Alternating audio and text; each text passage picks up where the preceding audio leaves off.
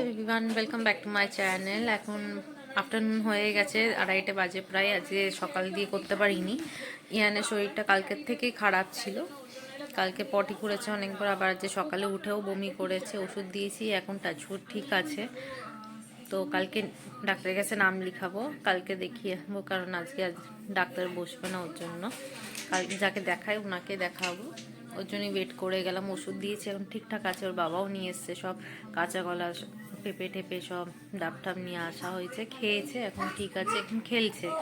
এই ঘুম পাড়াবো, ভাতও খেয়েছে অল্প। জানি না হঠাৎ হঠাৎ কেন এমনি হচ্ছে, ওর মাঝে সাঝেই হচ্ছে। ডাক্তারের সাথে কথা বলতে হবে, টেনশনের ব্যাপার। এমনি তো সর্দিও কমতে চায় না, তার উপরে এমনি পেট খারাপও হচ্ছে, বমিও হচ্ছে, জানি না কেন। তো খাওয়া দাওয়া আমাদের সবারই কমপ্লিট। এই শোবো, ওইটাকেও শোয়াবো, ঘুম পাড়াবো। সেদিন আর কোনো ব্লগ করিনি, এটা তারপরের দিন। আমিও ভালো আছি। যাবো আজকে ইয়ানকে নিয়ে ডাক্তার দেখাতে, তাই পুজো দিতে চলে এসেছি। পুজো হয়ে গেছে, এবার যাবো, খাওয়াবো টাওয়াবো, স্নান করিয়ে তারপর আর বেরাবো ডাক্তারের কাছে। শরীরটা ঠিক নেই, ওর জন্য। এই যে চলো যাই, কি ওকে খাইয়ে নি।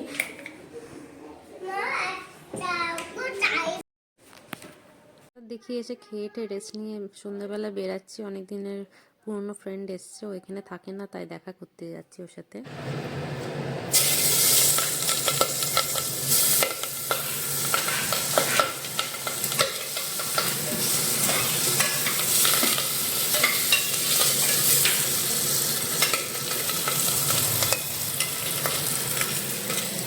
দিয়ে আসলাম আর কি, এই ফিরলাম। এবার বানাতে হবে ইয়ানের রান্না টান্না, সব করতে হবে। তো বসিয়েও দিয়েছি ইয়ানের রান্না, আর আমরা এদিকে ডিম টোস্ট খাওয়া বলে এগুলো সব প্রিপারেশন চলছে। শাশুড়ি ওখানে কেটে দিচ্ছে, এই আর কি। চলো দেখাই কি কি করছি না করছি। আর রান্না তেমন আজকে হবে না, কারণ কালকে বিরিয়ানি হয়েছিল রান্না, কালকে ব্লগও করতে পারিনি। ছেলের শরীরটাও ঠিক ছিল না, ওর জন্য আর ব্লগ তেমন একটা করতে পারিনি। তো ওইগুলো আছে। রাত্রিরে আমিও খাইনি, এসে বেরিয়েছিলাম শানুর সাথে। পুরনো একটা বন্ধু এসেছিল স্কুলের, তো এখানে থাকে না, এখন হায়দ্রাবাদ চলে গেছে, অনেকদিন পর এসছে, তাই দেখা করতে গেছিলাম আমরা দুজনে। মানে খেয়েছি টেয়েছি, তো পেট ভর্তি ছিল, আর কিছু খাওয়া হয়নি। শানু এসে খেয়েছিল। তো এগুলোই আছে আজকে। দিনের বেলা অবধি তো চলে যাবে, তারপর রাত্রিরে আবার করতে হবে। সকালবেলা ব্রেকফাস্ট করব, পাউরুটি নিয়েছিলাম ইয়ানকে ছেড়ে স্কুলে, তারপর পাউরুটি নিয়েছিলাম, ডিম টোস্ট করবো ভাবছি চিজ দিয়ে একটু। ওইটারই সব চলছে প্রিপারেশন। এখানে বসিয়ে দিয়েছি ব্রেডগুলো, হালকা একটু টোস্ট না করে নিলে ভাল লাগে না।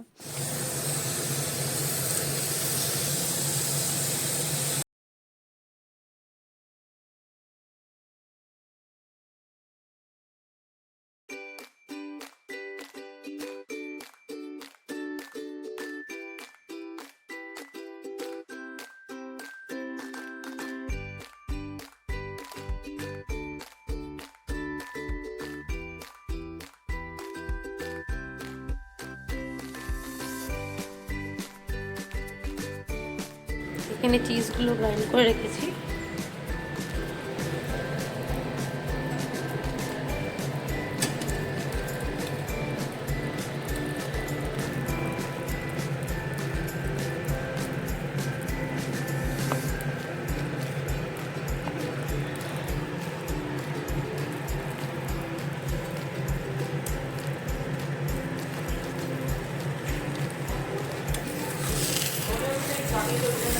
পুজো দিতে গেছে হয়তো।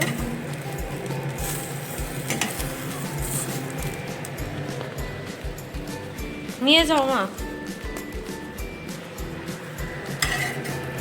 একদম ভরে ভরে দেবো, এটা সামনের জন্য করা হচ্ছে।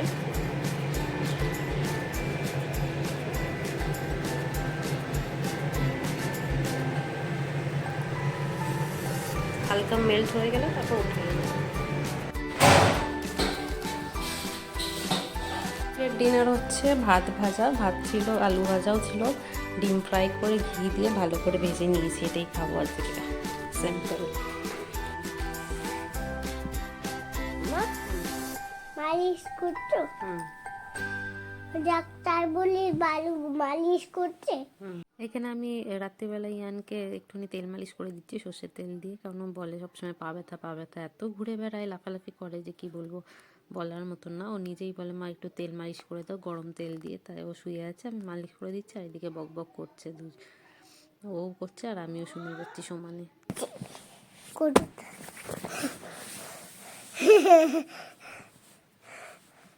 আরে বেবার নাচগামে চিলমাটি আমার অনেক বাচ্চা, আমি আজকে সব জায়গায় তেল মাখবো, ডাক্তার বলেছে। আমি আজকে তেল মাখছি, ডাক্তার